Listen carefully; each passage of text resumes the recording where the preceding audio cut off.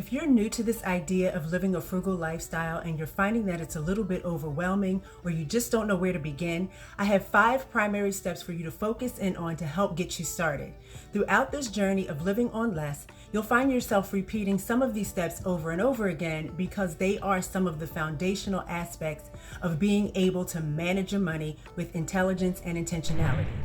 So step 1 is to identify your reason for living frugally. Just ask yourself why you need to make this change. Is it for peace of mind? Is it to get out of debt? Do you want to save for retirement or some other future goal? Write this reason down, essentially creating a personal and financial mission statement. This mission is what will keep you motivated when you feel like reverting back to those old habits. When I first made my transition from being cheap to being frugal, I was 29 years old and living back at my parents' house. My goal was to purchase a house of my own, but my real mission was to have a life I felt good about and that lived up to what I knew my potential was. I was able to move quickly in the right direction because I consistently kept my reason in the forefront of my mind. I recently heard these 2 quotes: "Reasons come before results, and the root of the word motivation is motive." Just identify and write down your why and place it somewhere where you can be reminded of it on a regular basis. Step number 2 is to track your spending. One of the key steps in becoming intentional with your finances and your resources is knowing where your money is going.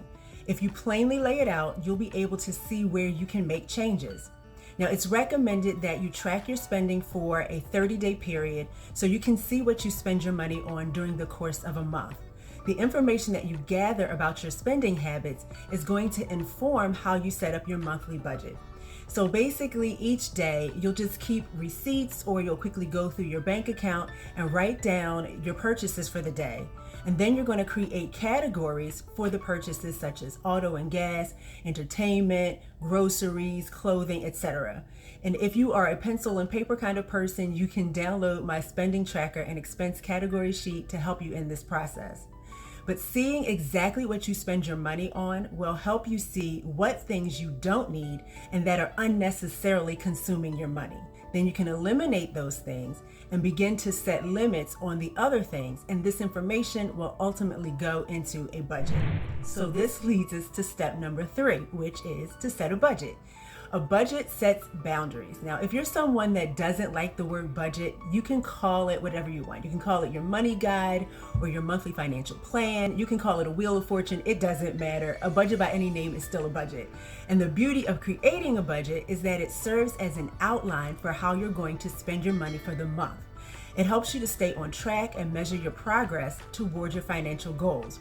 So just before a new month begins, you'll take your specific expenses and expense categories from the 30 days of tracking that you've already done, and you're going to write them down. You're going to write down when and how much you expect to spend in the month ahead, along with your anticipated income.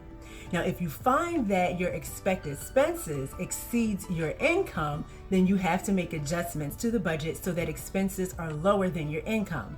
There are a variety of methods that you can choose for creating your budget, from the particular layout of your sheet to the rules you use to set limits. And trust me, you will most likely try a few different things before settling into a process that works best for you. But to get you started, you can download this free budget sheet from my website at frugalcreativeliving.com. Step number 4, spend less by accepting alternatives. So you're going to use your spending tracker to see what you've been spending your money on, and then make a swap list to see what alternatives you can use. For instance, if you currently have premium cable, just start by reducing the features or the number of channels you have, or ditch it altogether and just opt for 2 or 3 streaming services like Netflix, Disney Plus, or Prime. Or maybe if you eat out for lunch 5 times a week, just reduce it to only Fridays as a treat for the end of the work week, and pack simple lunches or leftover dinners on the other days. You can do a store brand challenge by swapping out the top brands that you're used to buying at the grocery store for the store brand or other low-cost alternatives, and see if you and your family like the new options. And you'll find that many of them are just as good as some of your favorites. Now, if you're like me, you can search through the reviews on certain items before making the switch to new brands. Ultimately, though, you do want to make sure that you're comparing the prices so that there's a real cost saving. If you're not getting a better cost per unit, it may not be worth it to make that switch.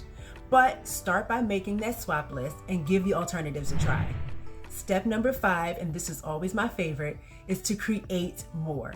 Look at your hands. What can they do for you? What is it that you can learn to do with your own hands that will allow you to spend less money?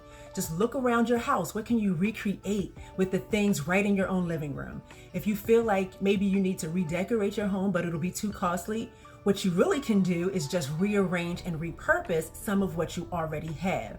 And YouTube is full of repurposed videos and DIY projects that you can use to help you save money. But in addition to helping you save money, scientific research shows that getting creative, no matter what your skill level, reduces stress and also induces positive health effects, including those of the heart.